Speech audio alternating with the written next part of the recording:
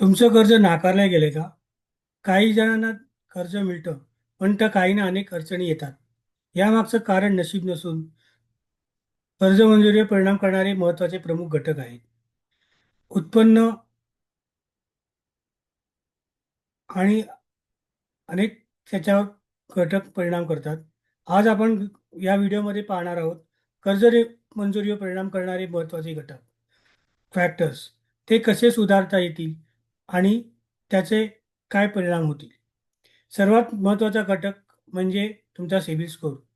750पेक्षा जास्त जर तुमचा सिबिल स्कोअर असेल आणि तर तुम्हाला व्याजदरात कर्ज मिळवण्यात अ, कमी व्याजदरात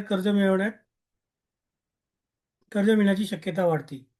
EMI वेळेवर न भरता उशिरा भरणं, क्रेडिट कार्डचा जास्त वापर आणि वारंवार क्रेडिट लोन इन्क्वायरी हे पण तुमच्या सिबिल स्कोअरवर परिणाम करतात आणि ते कमी करतात.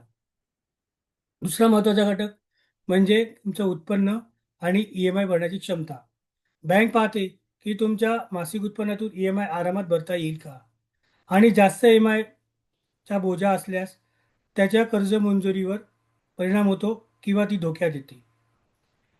आधीपासून चालू असलेले कर्ज, ओव्हरड्यू किंवा सेटलमेंट एंट्रीज यांचाही थेट परिणाम कर्ज मंजुरीवर होतो.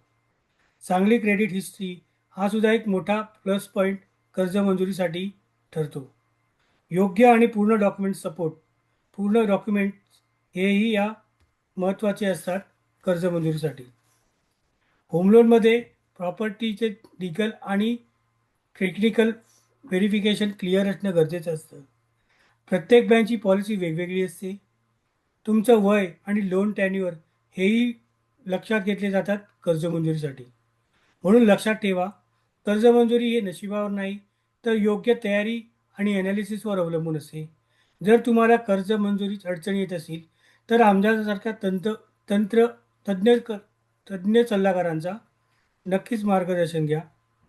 मी सौरभ चांदोरकर, तज्ञ कर्ज विषयक सल्लागारांमध्ये एक विश्वासार्ह नाव.